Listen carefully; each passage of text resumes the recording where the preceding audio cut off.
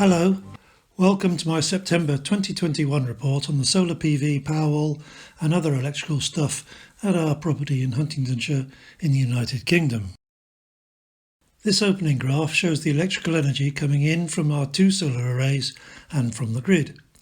The total solar production this month was 564 units, a daily average of 18.8 units, only slightly down on August.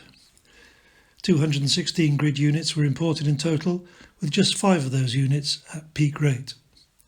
27 units were exported to the grid, mostly on 2 days when we weren't at home. That was 3.5% of the total energy coming into the property and 4.8% of the solar energy produced. This graph shows where the energy consumed by the property and the car came from. Just over 42% of the energy came directly from solar, and a further 28.4% was solar coming via the Powerwall, so the sum provided just over 70% of our electrical energy during the month. Over 140 of the solar units went via the zappi charger into the car, which was also fed 101 units from the grid. The car started the month at a low state of charge and finished well topped up, with the 480 miles travelled during the month costing just over 2 pence per mile. This graph shows the energy going into and coming out of the Powerwall each day, as reported by the Tesla app. 87.5% of the energy that went in during the month came back out, but the battery ended the month with a higher state of charge than it started with. And here's the self-power graph, based on figures from the Tesla app, which reported that the proportion of self-power was 76.4%. The lowest daily values correspond to days when the car was given a boost from the grid, and next month will be much lower when the storage heaters in the annex are switched on. This graph shows the solar southwest production over the years since 2012. The monthly figure of 297 units was the 7th best September out of the 10 years. The arithmetic mean for August now stands at 303, and the median is fractionally higher at 307.5. So despite its lowly position, it was almost an average month. The cumulative solar southwest total over the first 7 months of the year was 2,968 units, which drops 2021 down to 9th place out of the 10 years up to this point.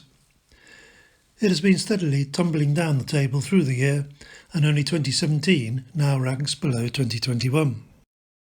Here's the daily output of the two solar arrays for the past 365 days. The 28-day moving average lines ended up slightly below where they were a year ago, despite an upturn towards the end of the month. Here's a glance at the distribution of the energy input for the past 365 days, and the daily solar production for that period. The summer months had some obvious big holes in the distribution when there were prolonged cloudy periods over here in the east of the country. Finally, this is the summary graph for our grid electricity usage since we moved here in the summer of 2011. A major change obviously occurred in February 2020 when the Powerwall and second solar array were added, allowing us to mainly draw from the grid overnight during our Economy 7 low rate period. The addition of a fully electric car at the end of May reduced our export to the grid over the summer, but will increase our electricity consumption during the winter months. But we won't be buying any diesel. The monthly electricity bill was £29.04, including standing charge, shown by the yellow line, and is much the same as in August.